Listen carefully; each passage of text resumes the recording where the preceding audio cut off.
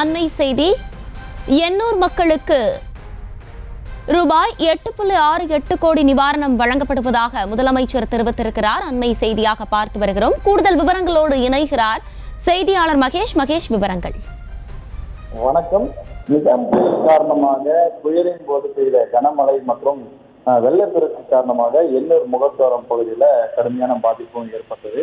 அதே போல Chennai Pedro chemical நிறுவனத்திலிருந்து வெளியேறிய வெள்ள நீரோடு வெளியேறிய எண்ணெய் கழிவுகளை அதை சுற்றி இருக்கக்கூடிய திருவள்ளூர் பகுதியை சுற்றி இருக்கக்கூடிய மீனவ கிராமங்களில் கடுமையான எண்ணெய் தேக்கம் ஏற்பட்டும் அதே போல மீனவர்கள் வாழ்வாதாரம் கடுமையாக பாதிக்கப்பட்டிருக்கக்கூடிய சூழ்நிலையில் காட்டுக்குப்பம், சிவன்படை குப்பம், எண்ணூர் குப்பம், முகத்துவார குப்பம், தாளங்குப்பம், நெட்டுக்குப்பம், வவுசி நகர், உலகநாதபுரம் உள்ளிட்ட பல்வேறு கிராமங்களில் நிறுத்தி வைக்கப்பட்டிருந்த மீன்பிடி படகுகள், மீன்பிடி வலைகள், எண்ணெய் படகு கடிந்து சேதமாச்சு.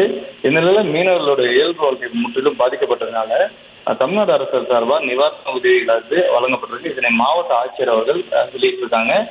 எனவே கூடுதலாக எண்ணெய் கசிவுகள் ஏற்பட்டு மீனவர்களுக்கு குறிப்பாக 2300 மீனவ குடும்பங்களுக்கு நிவாரண தொகையாக தலா 12,500 ரூபாய் வீதம் எண்ணெய் கசிவினால் பாதிக்கப்பட்ட 787 மீன்பிடி படகுகளை சரி செய்துவிட படகு ஒன்றுக்கு 10,000 வீதமும் மொத்தம் 3 கோடியே தமிழக அரசின் சார்பாக வழங்கப்பட இருப்பதாக இந்த ஆணையின் வாயிலாக தெரிய வருகிறது.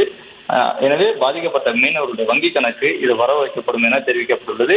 மேலும் சென்னை மாநகராட்சியினுடைய வார்டு எண் 1, 4, 6, 7 ஆகிய 4 வார்டுகளையும் பார்த்தீங்கன்னா எண்ணெய் கசிவினால் வீடுகளில் பாதிக்கப்பட்ட மக்களுக்கு குறிப்பாக 6,700 குடும்பங்களுக்கு தலா 7,500 வீதமாக 5,02,00,000 ரூபாய் நிவாரண உதவிகளாக தனித்தனியே அறிவிக்கப்பட்டுள்ளது.